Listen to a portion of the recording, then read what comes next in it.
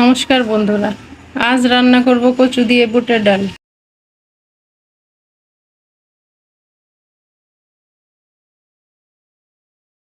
বুটের ডাল সিদ্ধ করে নিব। দিলাম লবণ,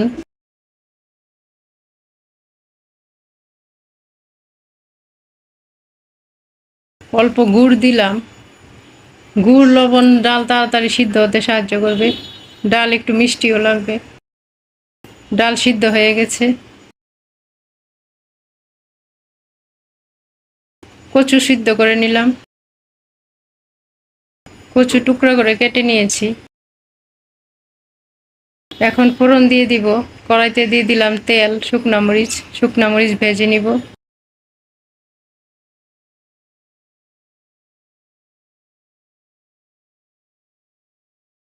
পাঁচফোড়ন দিলাম, এলাচি দারচিনি দিলাম, তেজপাতা দিলাম, আদা কুচি দিলাম।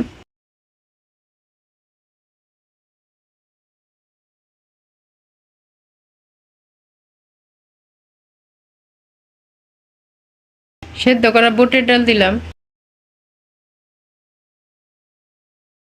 কাঁচামরিচ দিলাম। সেদ্ধ করা কচু দিলাম।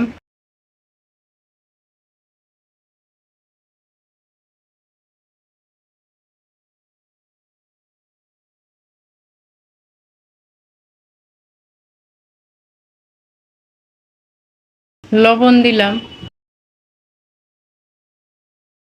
হলুদের গুঁড়া দিলাম।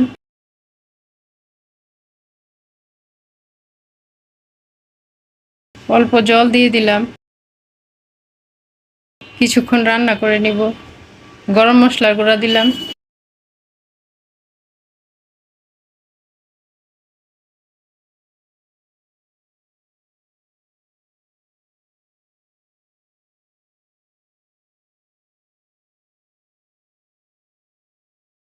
ডাল রান্না হয়ে গেছে।